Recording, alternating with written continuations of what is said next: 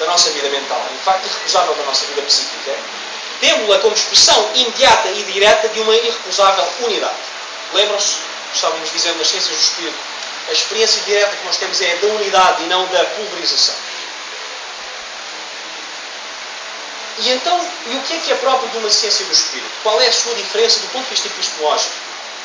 O que é que distingue uma Geisteswissenschaft de uma Naturwissenschaft? Não é? Para utilizar a nomenclatura que ele tem. É que nas ciências da natureza a alteridade do seu objeto é tangível. Se oferece imediata e ostensivamente à nossa possibilidade de a representar. No caso das ciências do espírito, esse contacto não é direto, mas é indireto. Ou seja, eu não acesso ao meu objeto de forma direta, mas de forma indireta. Como? Pela lógica da fenomenalização. Lembram-se daquilo que eu falava na terça-feira, da ontologização da ideia. Então, esta ideia de que eu parto, só a conheço quando ela se fenomenaliza, quando ela se concretiza, quando fenómeno justamente no sentido de aparecer, não é? Quando ela aparece, quando ela sofre este processo de ontologização, que só é verdadeiramente, justamente conhecida na sua concretude como coisa. Se eu pensar nesta oposição entre conceito e ideia, como é que eu posso situar, a partir dessa oposição entre conceito e ideia, o que é que eu estou dizendo em relação às ciências, ao campo disciplinar das ciências da cultura? O lugar das ciências da cultura.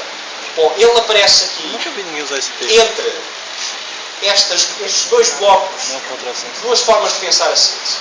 Ela não é, quando ela está aqui em cruzamento nesta interseção, é para dizer isto, ela não é nem uma ciência empírica, uma tal disciplina científica ou natural. Por isso nós devemos pensar nos seus resultados e na ideia de progresso, numa lógica que respeite, que seja compaginável com a sua própria natureza. Ela não é uma ciência, liminarmente uma ciência, uma disciplina científica natural. Mas ela também não é uma ciência espiritual se ela for interpretada como uma espécie de filosofia abstrata. Lembro que é a proposta de Platão, não é? É uma ciência das ideias que se queda num plano idético, não é? Na ideia tem tudo.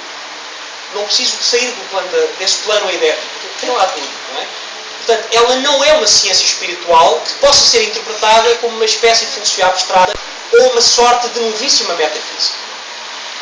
Ela estará no cruzamento entre uma ciência empírica e uma ciência espiritual, mas que não se deixa pensar nem como ciência empírica tout court, não é?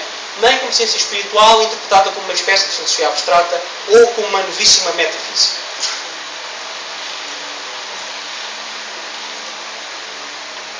Chegando agora no último ponto que eu queria falar para vocês.